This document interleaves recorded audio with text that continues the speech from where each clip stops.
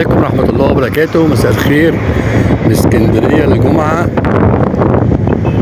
يوم الجمعة من اسكندرية، من سبا باشا، من داخل شاطئ نادي المهندسين أو نادي المهندسين من جوه الشاطئ. الدخول هنا يا جماعة الأعضاء أعضاء النقابة المهندسين أو مرافق مع عضو النقابة ب25 جنيه إن شاء الله. المكان هنا بصوا يا جماعة تقريبا نادي نقابة المهندسين هو نادي النقابة الوحيد اللي فيه شغل زي ما احنا شايفين. عندنا هنا كانت مقام نقابة في الصيادلة، في المهندسين، التطبيقيين، التجاريين، الأطباء، المحاميين. ايه تاني؟ نسيت حاجة يا ربي، ما علينا. فالمهم النادي الوحيد اللي فيه شاطئ زي ما احنا شايفين كده هو شاطئ نادي المهندسين. في جوه كافيتريات برضو، ممكن تخش كذا كافيتيريا جوه، يعني ممكن تخش بيها او تخش فيها بدون كارنيه. كافيتيريا عادية جدا. لو معاك كارنيه نقابة بتاخد خصم، معكش كارنيه نقابة ما بتاخدش خصم.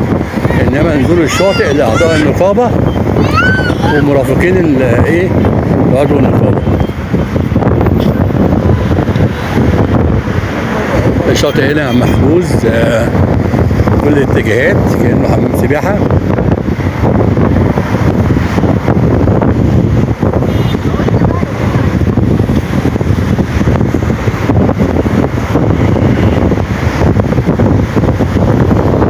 شاطئ امان. المية هنا هادية جدا.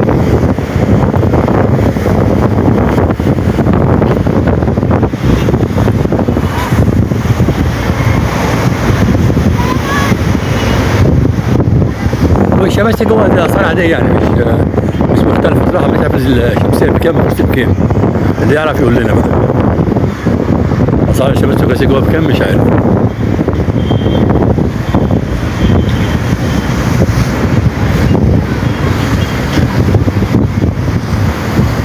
ده منظر كده، بحاول اصور لكم المنظر من جميع الاتجاهات.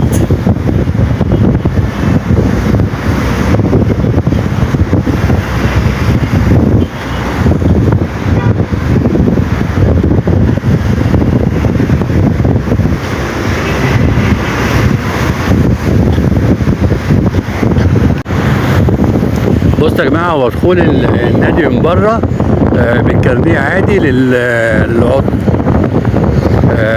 لو مع مرافق للعضو ب20 جنيه، انما دخول تحت الشاطئ ب15 جنيه للعضو المهندس شمسيه وكرسي، و25 جنيه للمرافق. نادي المهندسين ده يا جماعه في منطقه سبا باشا، قبل جليم على طول، يعني ما بين ستانلي وما بين جليم. تنزل محطة باشا، تطلع كده على البحر على طول، وتركب أي حاجة من على البحر، جاي من سيدي جابر، جاي من سيدي باش، هتقول له نزلني عند نادي المهندسين. معروف جدا هو، مفيش أي مشاكل يعني. الشط جميل وهادي. يبقى نقول تاني برضو اللي ما سمعناش، الدخول من بره للمهندسين بالكارنيه بدون فلوس. ده دخول النادي أصلا، وعشان تخش النادي اصلا مع مرافق ب20 جنيه. انما تدخل بقى الشاطئ الشمسيه ب15 جنيه. شمسيه وكل 15 جنيه، و25 جنيه لمرافق العضو دوت ان شاء الله.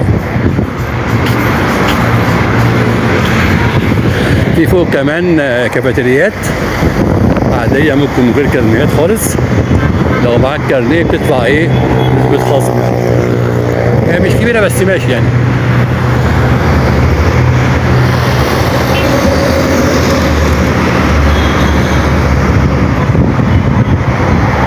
برضه شغالة يعني.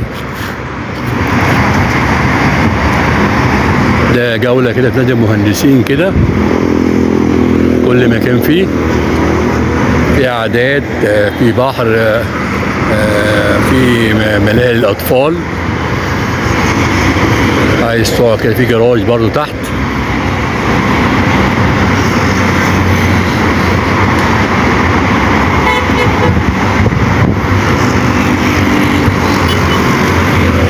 مع بعض على النادي كده والشط والجراج والشمس بتغرب.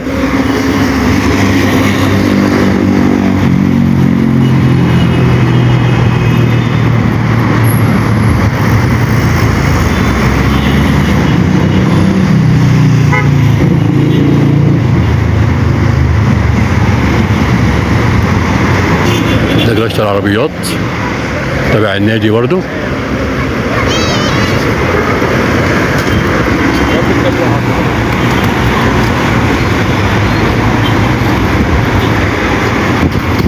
الحاجة طبعا دي عشان ايش الامواج كده والتسونامي لو حصل اي مشكله في اسكندريه، حاطين خرسانات وحواجز امواج حمايه للبحر في اسكندريه ان شاء الله، مفيش اي خطر يعني.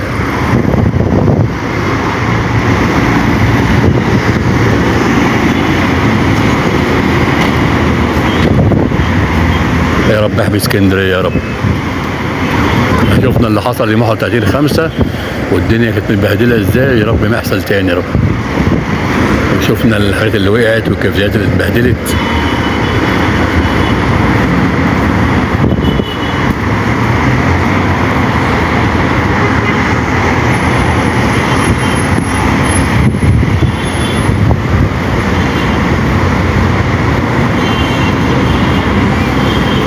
هنا برضو في كده اماكن الافراح، اللي عايز يحجز قاعة افراح برضو جميلة جدا هنا.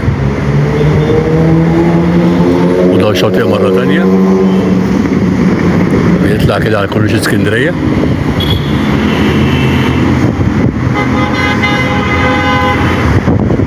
كوبري ستانلي وكوت دازور. شاطئ جميل جدا يعني.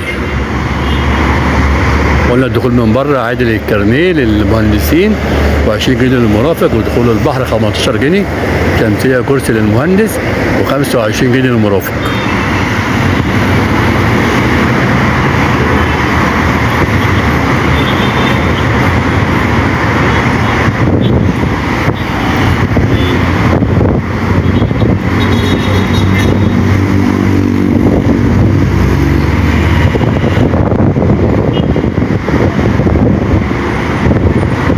زحمه شويه النهارده الجمعه، فتلاقي الدنيا زحمه شويه. اما عليه بيبقى هادي يعني، بيبقى الزحمه كده.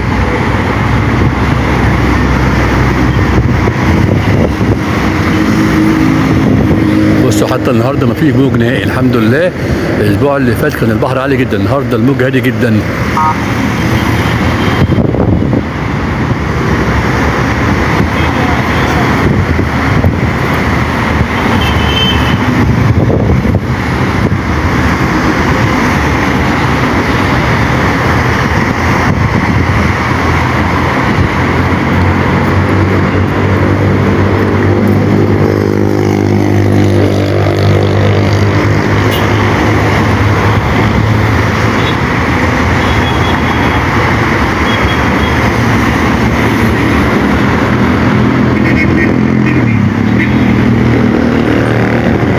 جراج العربيات يا جماعه، اللي عربيه ما يحملش هم يركنها هنا يعني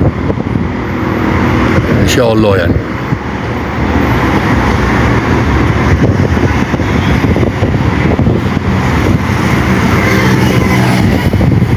يا رب يسيب جميل كده علينا كلنا يا جماعه. تنسوش بقى الشير واللايك واشتراك في القناه ودعم القناه. اشكركم والسلام عليكم ورحمه الله وبركاته. نتقابل ان شاء الله في يوم جديد، في يوم بحر جديد، في مكان جديد، بخير وسلام يا رب. السلام عليكم.